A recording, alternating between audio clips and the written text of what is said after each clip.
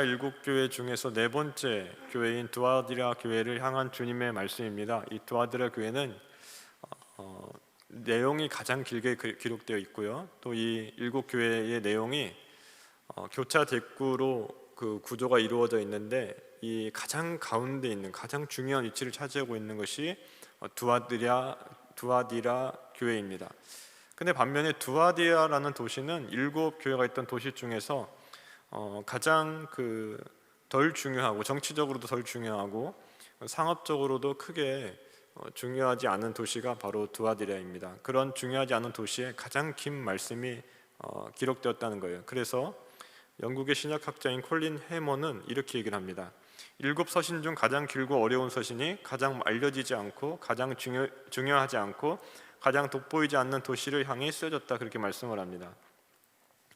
이렇게 일곱 교회에 이제 두아디라 교회에 보내는 편지가 오늘 말씀인데, 일곱 교회에 보낸 편지는 그리스도께서 교회를 향해 본격적으로 말씀하시기 전에 먼저 그리스도를 두 가지 칭호로 그렇게 묘사를 하는데요. 그런데 두아디라 교회에 보낸 편지에는 세 가지 칭호가 나옵니다. 18절을 보십시오. 두아디라 교회의 사자에게 편지하라. 그 눈이 불꽃 같고 그 발이 빛난 주석과 같은 하나님의 아들이 이르시되. 우리 성경에는 하나님의 아들이 가장 뒤에 나오지만 원어 성경에는 가장 먼저 나옵니다. 두아디라 교회에 보내는 편지에는 하나님의 아들이 강조가 되고 있습니다. 세 가지 칭호 중에서 맨 앞에 나왔다는 것이 일단 강조가 되고요. 그리고 요한계시록에 하나님의 아들이라는 구절이 여기 딱 한 번 나옵니다. 다른 데는 안 나와. 요한계시록 다른 곳에는 여기 딱 한 번 나와요. 그것도 두 가지 칭호라는 그런 규칙을 깨고 일부러 하나님의 아들이라는 구절을 그렇게 추가해서 세 가지 칭호로 말씀을 합니다. 사도 요한이 하나님의 아들이라는 칭호를 통해서 강조하고자 했던 것이 무엇일까? 심판자로서의 그리스도의 사역을 강조하기 위해서 하나님의 아들이라는 말씀을 넣습니다. 시편 2편에 보면은 하나님의 아들이 심판자의 역할을 맡고 있습니다. 사도 요한은 심판자 그리스도를 강조하기 위해서 시편 2편 7절인 너는 내 아들이라 오늘 내가 너를 낳았도다 라는 구절을 인용하고 있다는 겁니다. 그렇게 시편 2편을 인용한다고 보는 또 다른 이유는 오늘 본문 27절에 나오는 그가 철장을 가지고 그들을 다스려 질그릇 깨뜨리는 것과 같이 하리라 라는 구절이 시편 2편 9절 말씀을 인용하고 있다는 거예요. 화면을 보십시오. 화면을 보면은 시편 2편 9절 말씀과 오늘 본문 27절 말씀이 거의 비슷합니다. 물론 우리의 신약 성경은 히브리어 본문에서 번역을 했기 때문에 좀 달라 보일 수 있지만 실제로 70인역, 요한계시록을 기록하던 그 시대에 교회가 봤던 70인역에 보면은 거의 똑같아요. 거의 똑같은 단어를 쓰고 있어요. 자, 그 다음에 나오는 그리스도의 칭호가 그 눈이 불꽃 같고라는 칭호인데, 이것도 심판자 그리스도를 묘사합니다. 재판에서 판결하기 위해서는 모든 사실관계를 다 알고 있어야 됩니다. 그래야지 올바른 판결을 내릴 수 있어요. 그리스도의 눈이 불꽃 같다는 것은 그리스도께서 모든 행위를 보고 알고 계신다는 의미예요. 불꽃 같은 눈동자로 지켜보고 계신다는 의미입니다. 그리스도께서는 모든 것을 다 꿰뚫어 보십니다. 겉만 보시는 것이 아니라 마음속 깊은 곳까지, 드러난 죄만 보시는 것이 아니라 은밀히 지은 죄까지 다 보고 계십니다. 그리스도의 불꽃 같은 눈동자 앞에서는 그 어떤 것도 숨길 수가 없고 그 누구도 숨을 수가 없습니다. 사람이 죄를 지으면서 착각하는 게 뭡니까? 아무도 모를 것이다, 그런 생각이에요. 지금 이렇게 성도님들이 많이 보고 있는 앞에서 제가 죄를 짓지 않습니다. 하지만 아무도 없을 때는 죄를 지어요. 왜 그렇습니까? 아무도 모를 것이라고 그렇게 착각하기 때문에 그렇습니다. 죄는 사람이 없는 은밀한 곳에서 짓습니다. 은밀히 짓는 죄는 사람은 모를 수는 있지만은, 그러나 나 자신이 알고, 그리고 하나님이 아십니다. 그리스도께서 아십니다. 그리스도께서 모든 것을 다 보고 계시고 모든 것을 다 알고 계신다는 사실을 진실로 믿는다면 죄를 그렇게 쉽게 질 수가 없죠. 신실한 그리스도인이 어떤 사람입니까? 교회 와서 다른 사람 앞에 잘하는 사람이 신실한 그리스도인이 아닙니다. 아무도 보는 사람 없이 혼자 있을 때도 죄를 짓지 않고 신실하게 살아가는 그리스도인이 신실한 그리스도인이에요. 사람이 있는 곳이나 사람이 없는 곳이나 한결같이 거룩한 삶을 살아가는 사람이 신실한 그리스도인이에요. 코람데오라는 말을 우리가 하지 않습니까? 하나님 앞에서 살아가는 사람, 그런 사람이 신앙이 좋은 사람입니다. 자, 그리스도에 대한 세 번째 칭호는 그 발이 빛난 주석과 같으니라고 말씀을 하는데, 이 구절은 다니엘 10장 6절 말씀을 인용한 것입니다. 10장 6절에 이렇게 되어 있습니다. 또 그의 몸은 황옥 같고 그의 얼굴은 번갯빛 같고 그의 눈은 횃불 같고 그의 팔과 발은 빛난 녹과 같고 그의 말소리는 무리의 소리와 같더라. 발이 놋새 같다는 것은 어떤 의미입니까? 그 발로 짓밟으면 견뎌낼 자가 없다는 매우 강력한 통치자의 이미지를 보여줍니다. 이렇게 그리스도께서 두아디라 교회의 심판자로 등장을 하십니다. 이 말은 뭐냐면은 두아디라 교회가 전반적으로 안 좋은 상황에 있었다는 거예요. 죄악된 상황에 있었다는 거예요. 가정에서 부모가 자녀들에게 심판자 역할을 할 때가 있습니다. 그게 언제입니까? 자녀가 바르게 행동하고 있을 때가 아니에요. 잘하고 있을 때가 아니에요. 자녀가 잘못을 저질렀을 때, 그것도 심각한 잘못을 저질렀을 때 부모가 심판자로서 역할을 합니다. 자녀를 혼을 내죠. 다시는 그런 죄를 범하지 않도록. 두아디라 교회도 마찬가지예요. 그리스도의 칭호가 심판자로 소개됐다는 것은 그들 안에 심각한 죄가 있었다는 것을 의미합니다. 그 죄악이 길게 기록된 거예요. 그러니까 길게 기록된 게 긍정적인 게 아니라는 거죠. 자, 두아디라 교회의 부정적인 면이 나오기 전에 먼저 칭찬이 나오는데 19절에 보니까요, 내가 내 사업과 사랑과 믿음과 섬김과 인내를 아노니 내 나중 행위가 처음 것보다 많도다, 그렇게 말씀합니다. 짧은 칭찬이긴 하지만 매우 강렬한 칭찬이에요. 사업이라는 말은 어떤 일이라는 말인데, 행위라는 말인데, 이 행위를 따로 떼어놓기도 하고요, 아니면은 두아디라가 한 행위들이 있는데 그게 뭐냐? 사랑과 믿음과 섬김과 인내다, 그렇게 해석하기도 합니다. 자, 두아디라 교회는 모든 면에서 균형 잡힌 교회였습니다. 두아디라 교회에는 사랑도 있고 믿음도 있고 섬김도 있고 인내도 있었습니다. 사랑도 있어요, 믿음도 있어요. 근데 사랑과 그 믿음이 있는데 행위가 없는 교회가 아니에요. 섬김도 있어요, 인내도 있어요. 모든 걸 다 갖춘 교회예요. 데살로니가 1장 3절에 보니까 너희의 믿음의 역사와 사랑의 수고와 우리 주 예수 그리스도에 대한 소망의 인내를 우리 하나님 아버지 앞에서 끊임없이 기억함이니라고 말씀하는데, 두아디라 교회에도 사랑의 섬김이 있고 믿음의 행위가 있고 소망의 인내가 있었습니다. 그러니까 믿음, 소망, 사랑, 이 세 가지를 모두 갖추고 있었던 좋은 교회였어요. 더 나아가서 뭐라고 합니까? 이런 것들이 처음 것보다 더 많다, 이렇게 얘기해요. 처음보다 나중에 사랑과 믿음과 섬김과 인내가 많았다는 것을 말을 하고 있는 거예요. 이건 사실 대단한 거예요. 누구나 처음엔 잘합니다. 근데 시간이 지나면서 어떻게 돼요? 처음 마음이 약해지고 흐지부지 되는 경우가 많이 있어요. 그러면 하는 말이 뭡니까? 옛날에는 나도 많이 섬겼는데, 처음에는 나도 열심히 있었는데. 이 말이 뭐예요? 지금은 그렇게 하고 있지 못하다는 거예요. 라떼라는 말을 아십니까? 라떼? 예, 커피 종류 중에 라떼 말고요, 라떼는 말이야. 라떼는 말이야. 주로 회사의 상사들이 직원들이 하는 말입니다. 라떼는 말이야. 스마트폰이 어디 있어? 지금은 문자만 보내면 끝이지. 라떼는 말, 다 일일이 다 전화했어, 이렇게 얘기하잖아요. 교회 안에서도 라떼가 나올 수 있습니다. 라떼는 교회를 이렇게 섬겼다, 라떼는 교회 안에서 이런 일 저런 일 했다. 그런데 라떼라는 말을 쓰는 이유가 뭐예요? 지금은 그만큼 하고 있지 못하다는 거예요.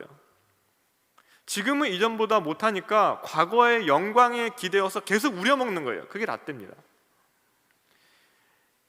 이렇게 이전보다 더 나은 사랑과 믿음과 섬김과 인내를 유지하는 것은 너무나도 힘든 일이에요. 그런데 그 힘든 일을, 그 어려운 일을 두아디라 교회가 지금 하고 있다는 거예요. 또 이 두아디라 교회는 에베소 교회와는 대조적인데, 에베소 교회가 책망받은 게 뭡니까? 처음 사랑 버린 거예요. 처음 사랑 잃어버린 거예요. 근데 처음 사랑 잃어버리고 우리가 첫사랑을 회복하고 싶고 그런 마음, 우리가 다 동감하지 않습니까? 대부분의 사람들이 첫사랑을 회복하고 싶어하는 소망이 있어요. 예전에는 주님을 뜨겁게 사랑하고 믿음으로 밤을 새서 기도하고 기쁨으로 모든 일을 섬겼고, 모진 박해 속에서, 옛날에 박해가 얼마나 많았어요. 남편들한테 박해도 많이 맞고 가족들한테 박해도 많이 맞고, 그런 박해 속에서 인내하던 그런 시기를 있었잖아요. 근데 그 시기를 그리워하면서 그때의 사랑과 믿음과 섬김과 인내를 회복하고 싶어 해요. 그래서 첫사랑을 회복하라, 이 에베소 말씀은 대부분이 알고 있고 대부분이 기억하고 있습니다. 그래서 기도 제목에도 많이 내요. 첫사랑을 회복하게 해주십시오. 처음 사랑을 회복하게 해주십시오. 첫사랑을 회복해야 되는데 그런 말을 많이 합니다. 하지만 두아디라 교회를 향한 내 행위가 처음 거보다 많다는 말씀은 잘 알지 못해요. 내 신앙이 이전보다 훨씬 좋아, 이렇게 이야기도 잘 안 합니다. 왜 그렇습니까? 그것은 우리의 삶과 별로 가깝지가 않아요. 우리의 삶과 가까운 것은 첫사랑을 잃어버렸으니까 첫사랑을 회복해야 된다, 이거지 오늘 제 신앙이 정말 좋습니다, 그런 사람이 별로 없습니다. 그러니까 처음 사랑을 잃어버리는 경우는 많지만 처음 사랑과 처음 믿음과 처음의 섬김과 처음의 인내보다 더 많은 것을 오늘날 하고 있는 경우는 찾아보기 어렵다는 거예요. 그런데 두아디라 교회는 예전보다 지금 더 사랑이 많고 지금 더 믿음이 좋다고 하고 예전보다 지금 더 많이 섬기고 있고 지금 더 많이 인내한다고 합니다. 그러니까 신앙의 전성기가 계속되고 있는 거예요. 매일매일 신앙의 신기록을 세우고 있는 거예요. 그 나중 행위가 처음 것보다 더 많다는 칭찬은 이보다 더 좋은 칭찬은 없습니다. 계속 발전하고 있는 거예요, 신앙이. 근데 우리도 그래야 되지 않겠습니까? 과거의 영광에만 사로잡혀 있는 것이 아니라 과거는 이제 그만 내려놔야 돼요. 과거는 과거예요. 오늘부터 조금씩이지만 우리의 신앙이 더 자라가고 예수님을 더 닮아가야 됩니다. 계속해서 성장해 나가야 돼요. 우리의 사랑과 믿음과 섬김과 인내가 어제보다 오늘이 더 좋고 오늘보다 내일이 더 많아야 됩니다. 그게 올바른 신앙인 거예요. 자, 이렇게 두아디라 교회는 모든 면에서 좋은 교회였는데 근데 그 칭찬이 딱 한 줄로 끝내요. 한 줄로 끝나고 그 바로 이어지는 내용은 사실은 우리를 당황하게 해요. 사랑과 믿음과 섬김과 인내가 충만했던 교회가, 그것도 처음보다 나중에 더 많았던 교회가 어떻게 이런 책망을 들을 수가 있는가? 어떻게 이렇게 긴 책망을 받을 수가 있는가? 좀 당황스럽죠. 20절에 보니까 두아들의 교회는 자칭 선지자라고 하는 여자 이사벨을 용납했다고 그렇게 얘기합니다. 이것도 에베소 교회의 어떤 대조리죠. 에베소 교회는 자칭 사도라고 하지만 사실은 사도가 아닌 사람들을 어떻게 했습니까? 시험하여서 그들의 거짓을 드러냈다고 그래요. 또 니골라 당의 행위를 미워했다고 그럽니다. 그러니까 에베소 교회는 교회로 파고드는 거짓 사상과 부정한 행위를 막아내고 진리를 지켰습니다. 근데 문제가 뭐예요? 그런 과정에서 사랑을 잃어버렸다는 거예요. 근데 두아디라 교회는 정반대예요. 두아디라 교회는 사랑을 지켰습니다. 그것도 이전보다 더 풍성하게 가지고 있었습니다. 하지만은 거짓 선지자인 이세벨을 용납해서 그녀의 가르침을 받은 많은 교인이 행음하고 우상의 제물을 먹는 그런 일을 방조해버렸어요. 사랑을 위해서 거짓을 용납한 거예요. 근데 우리가 상식성으로 사랑과 믿음과 섬김과 인내가 충만한 교회가 어떻게 이런 일이 가능할까? 사랑과 믿음이 있다면 거짓 선지자를 용납하지 않아야 하는 거 아니에요? 거짓 선지자를 용납해가지고 행음하고 우상을 섬기는 교회가 됐다면 사랑과 믿음이 없는 교회여야지 아니에요? 그런 교회는 사랑이 없는 교회잖아요. 믿음이 없는 교회잖아요. 그런데 이것이 현실 교회, 지상 교회의 모습이라는 거예요. 이 세상에는 완벽한 교회가 없습니다. 같은 교회 안에 주님께 칭찬받는 신실한 성도들이 있고 동시에 거짓 사상에 빠져가지고 우상 숭배하는 성도들이 있습니다. 사람들이 있습니다. 거룩한 삶을 살아가는 사람들이 있는 동시에 세상과 적당히 타협하면서 세속적인 삶을 살아가는 사람들이 있습니다. 하나님을 주님으로 섬기는 사람이 있는 동시에 돈을 주인으로 섬기는 사람들이 있습니다. 이것이 이 땅에 있는 교회의 모습이에요. 그러니까 이 두아들의 교회가 지상에 있는 현실 교회의 모습을 잘 보여주고 있는 거예요. 일부 사람들은 사랑과 믿음과 섬김과 인내가 이전보다 더 많이 가지고 있고 나머지 또 다른 사람들, 제가 볼 때 이 사람들이 더 많았지 않았을까 싶어요. 책망이 긴 거 보니까. 나머지 사람들은 이세벨의 꾀임에 빠져가지고 음행을 하고 우상의 제물을 먹는 사람들이 있었다는 거예요. 그럼 이세벨이 꾀어서 음행하고 제사 우상의 제물을 먹게 한 게 뭐냐? 어떤 죄악이냐? 버가모에 있었던 죄악과 동일했던 것 같습니다. 버가모에도 그 니골라 당의 교훈을 받아가지고 우상의 제물을 먹고 음행했다고 그러잖아요. 행음했다고 그러잖아요. 차이점도 있어요. 버가모 교회는 외부의 압력, 외부의 박해 때문에 이런 일을 저질렀습니다. 그 버가모 교회 사탄의 권자가 있다고 그랬잖아요. 외부의 박해가 극심하니까 그 박해를 피하려고 이런 행음도 하고 우상의 제물도 먹었습니다. 그런데 두아디라 교회는 뭡니까? 교회 내부에서 교회의 지도자 중에 한 사람인 이세벨이 잘못된 가르침으로 인해서 행음하고 우상의 제물을 먹게 됐다는 거예요. 그 외적인 요인과 내적인 요인의 그 차이가 있습니다. 그 이세벨이 누구냐? 이세벨은 실제 이름은 아니었을 거예요. 실제 이름은 아니고 구약에 있는 열왕기서에서 가져온 이름입니다. 구약에 이세벨이 나오죠. 아주 구약의 대표적인 악녀입니다. 시돈의 공주로서 이스라엘 왕 아합과 결혼한 다음에 이스라엘 왕비가 되어가지고 이스라엘의 바알 숭배를 도입한 사람이고, 온 이스라엘 백성들로 하여금 바알을 숭배하는 죄를 짓게 만든 장본인이에요. 두 아들의 교회에 있던 여선지자도 비슷한, 그 이세벨과 비슷합니다. 교인들을 거짓 사상으로 꿰어서 행음하게 하고 우상을 숭배하게 했습니다. 그것도 교인들 대부분을 그렇게 꿰어가지고 범죄하게 했습니다. 자, 그러면 구체적으로 이세벨이 가르친 거짓의 내용이 뭔가 오늘 본문에는 언급을 하고 있지 않지만은, 행음과 우상의 제물이라는 구절을 가지고 두아디라의 상황을 연결해서 우리가 추론해 볼 수가 있는데, 두아디라는 상업적인 도시예요. 도시 내에 여러 가지 길드, 상업조합이 있었습니다. 두아디라에서 발견된 비문에 보면은 그 어떤 아시아의 도시들보다 두아디라에 더 많은 상업조합들이 있었고, 그 조합의 종류들을 쭉 얘기하고 있어요. 양털 노동자 조합, 천 제조업자 조합, 무슨 무두장의 조합, 그 다음에 이제 뭐 청동 수공업자 조합, 그리고 유명한 게 저기 자색 옷감 유명하잖아요. 그 루디아가 두아디라 출신이지 않습니까? 자색 옷감을 만드는 조합, 이런 조합이 보편화되어 있었습니다. 그럼 이 조합원들이 모여서 모임을 할 거 아니에요. 그 조합원들이 모여가지고 공동의 식사를 했는데, 그 식사에서 무슨 일을 하느냐? 그 조합이 섬기는 우상에게 음식을 바치고 그 음식과 더불어서 성적인 유의가 제공이 됩니다. 그러니까 두아디라에서 사업을 하기 위해서는, 그때는 뭐 직장인이 없었을 거 아니에요. 대부분 다 사업을 했을 거 아닙니까? 먹고 살려면은. 아니면 누가 뭐 밑에 들어가서 하든지. 두아디라에서 사업을 하기 위해서, 다시 말하면 생업을 유지하기 위해서는 이런 조합들과 어떻게든 연결이 돼야 돼요. 그리고 이 조합원 자격을 유지를 하려면은 공동 식사에 의무적으로 참석을 해야 됩니다. 자, 그리스도인이 입장에서 그리스도인이 식사 자리에 참석을 하면 어떻게 됩니까? 우상에게 바쳐진 제물을 먹을 수밖에 없고, 또 성적인 행위에 동참할 수밖에 없어요. 자, 그런데 반대로 그 조합의 식사 자리에 참여하지 않으면 사업을 포기해야 됩니다.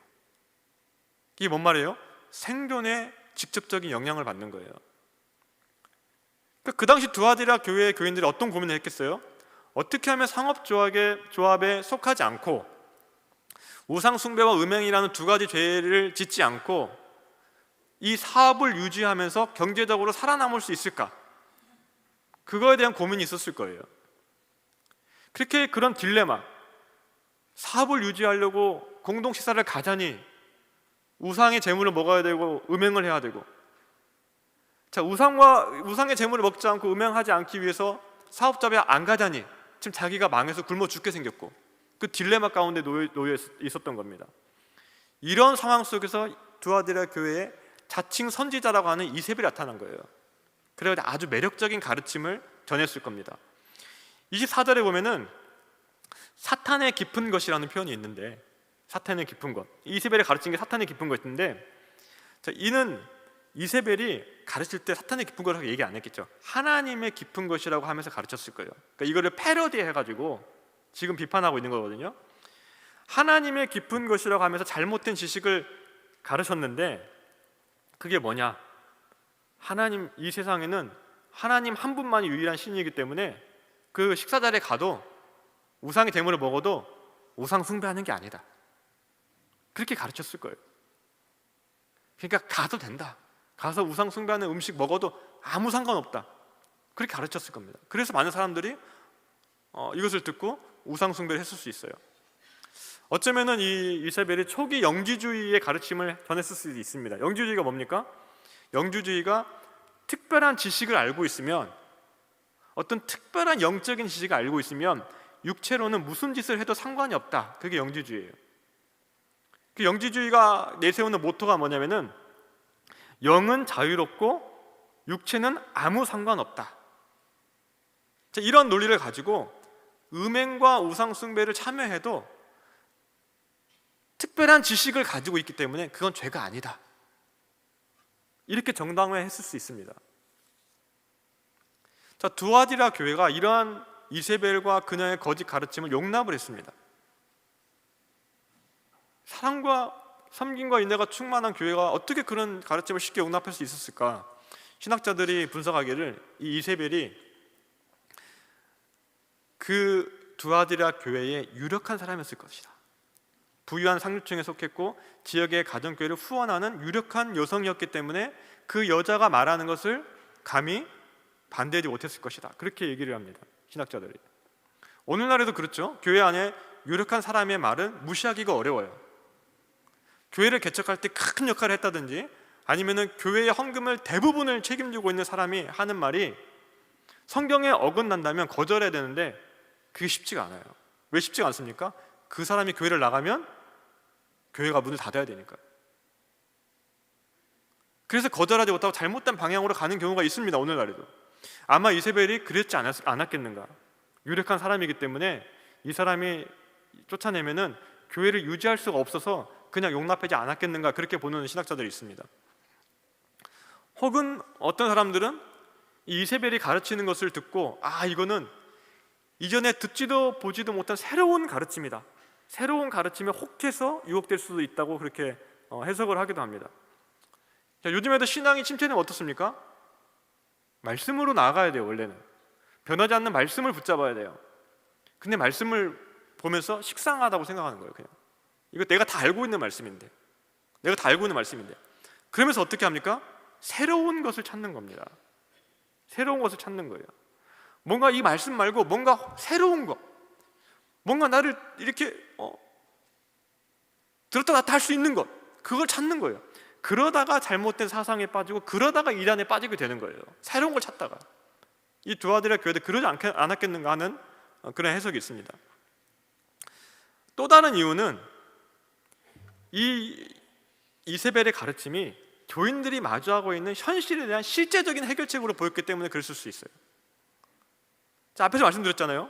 조합에 참여하면 우상을 숭배하고 음행을 저지르는 죄를 짓고, 참여하지 않으면 사업이 망하고 생계를 유지할 수 없는 그런 딜레마에 빠졌는데, 이세벨이 나타나가지고 딱 하는 말이 뭐예요? 이게 해결책이 되는 거죠. 요즘 말로 하면 처세술 같은 거죠. 혹은 돈을 많이 벌고 싶은 유혹이 있고 욕심이 있는데 우상 숭배 음행을 하면 안 된다는 생각을 가지고 있는 사람들, 그런 사람들한테 이게 딱 욕심을 채워주는 거죠, 이 가르침이. 아하방 시대에 그렇지 않았습니까? 아하방 시대 이스라엘 백성들이 바알과 하나님 사이를 왔다 갔다 했습니다. 바알이 더 이득일 것 같으면 바알 쪽에 붙고, 하나님이 더 이득일 것 같으면 하나님 쪽에 붙고. 자, 이러한 모습을 본 엘리야가 이스라엘 백성들을 향해서 이렇게 말씀을 합니다. 열왕기상 18장 21절 말씀인데요, 엘리야가 모든 백성에게 가까이 나아가 이르되 너희가 어느 때까지 둘 사이에서 머뭇머뭇하려느냐. 여호와가 만일 하나님이면 그를 따르고 바알이 만일 하나님이면 그를 따르지니라 하니 백성이 말 한마디도 대답하지 아니하니라. 머뭇머뭇하고 있는 거예요. 왔다 갔다 하고 있는 거예요. 그러니까 두아들의 교회에도 둘 사이에서 지금 머뭇머뭇하는 사람들이 있었을 거예요. 돈은 더 많이 벌고 싶은데 그 공동 식사에 가면 안 될 것 같고, 공동 식사에 안 가면은 돈을 못 벌 것 같고, 이렇게 머뭇머뭇하고 있을 때 이세벨이 나타나가지고 딱 그 매력적인 가르침을 내놓은 거예요. 그래서 그거를 이거구나 하면서 자기들의 문제를 해결하는 지혜로운 해결책으로 받아들이고 그 죄에 빠졌을 가능성도 있습니다. 오늘날의 신자 중에도 세상의 방식에 적당히 타협하게 살아가는 사람들이 있어요. 그리고 그것을 삶의 지혜로 여깁니다. 그것을 처세술 중 하나로 여깁니다. 세상에서 살면 그리스도인을 정직하게 살면 사업상에서 손해 볼 수 있죠. 돈을 더 많이 벌기 위해서, 타협을 하는 겁니다. 내가 돈을 더 많이 벌어서 헌금을 더 많이 하면 되지. 사업이라는 게 이렇게 안 하면 할 수가 없는데, 당연히 할 수 없는, 어쩔 수 없는 거야. 타협을 해버린다는 거예요. 아니면은 내가 더 성공하고 더 돈을 많이 버는 게 하나님께 영광이 되는 것이지, 그런 착각 속에서 절차와 과정을 무시해버려요. 결과 우선주의죠. 결과만 좋으면 됐지. 결과만 좋으면 됐지. 그런 마음으로 적당히 타협하는 사람들이 있습니다. 이런 식으로 오늘날도 언제든지 교회 안에 잘못된 사상이 들어올 수가 있습니다. 어떤 이유에서든지 간에 두아디라 교회는 이세벨의 잘못된 가르침과 그녀를 따르는 사람들의 잘못된 행위를 용납을 해버렸어요. 그 결과 많은 사람들이 음행과 우상숭배의 죄악에 넘어가게 됐습니다. 처음부터 단호하게 막았더라면 이렇게까지 책망듣지 않았을 거예요. 처음부터 단호하게 막았더라면. 그런데 뭡니까? 이 정도는 괜찮아요. 이 정도는 괜찮지. 이거는 뭔가 지혜로운 해결책 같은데, 그렇게 심각한 죄도 않은데 그냥 괜히 얘기했다가 교회를 떠날 수도 있으니까 내버려 두자. 여기 두아디를 살아가려면 어쩔 수 없어. 살아가려면 조합에 있는 식사에 참여할 수밖에 없어. 그건 이해를 해줘야 돼. 이런 생각으로 허용했다가 교회 안에 걷잡을 수 없는 우상 숭배와 음행이 퍼지게 된 거예요. 우리가 죄에 대해서는 어떻습니까? 단호해야 돼요. 단호해야 됩니다. 용납해도 될 만큼 작은 죄는 없어요. 어떤 죄를 막론하고 우리 안으로 들어오려고 하는 죄는 막아야 돼요. 예전에 신대원 교수님 중 한 분이 이런 말씀을 하셨어요. 이런 예화를 드렸어요. 문을 완전히 잠그지 않고 조금 열어놓은 것이나 활짝 열어놓은 것이나 문을 열어놓은 것은 똑같다 그랬어요. 조금 열어놔도 도둑이 들어올 수 있고 활짝 열어놔도 도둑이 들어올 수 있다.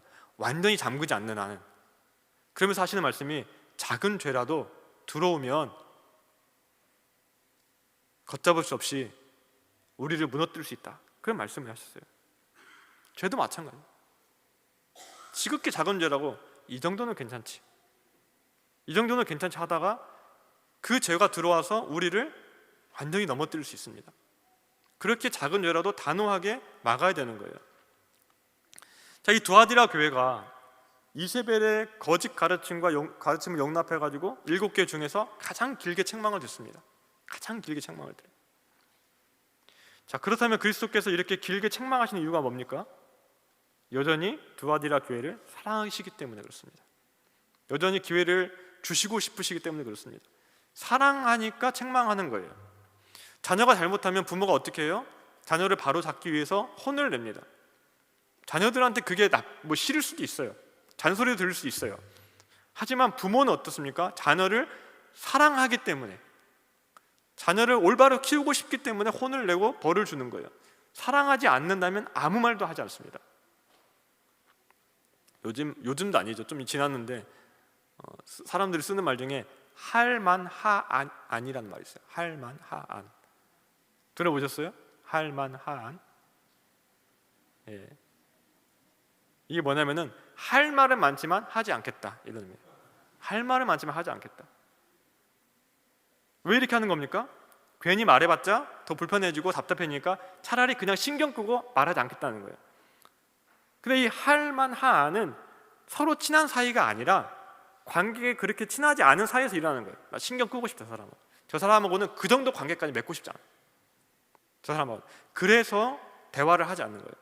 잘못된 걸 해도 그냥 안 하는 거예요, 얘기를. 하지만 그리스도께서 어떻게 하십니까? 잘못을 범하고 있는 교회라고 할지라도 하실 말씀을 하십니다. 그것도 길게 말씀하십니다. 왜 그렇게 하느냐? 사랑하시기 때문에. 그래서 잘못을 알려주고 회개의 기회를 주시는 거예요. 심지어는 누구에게까지 회개의 기회를 주셔요? 이세벨에게까지 회개의 기회를 주셨습니다. 근데 이세벨이 회개를 하지 않았죠. 자, 그렇게 회개의 기회를 주시는데 끝까지 회개하지 않으면 어떻게 되는가? 심판을 받습니다.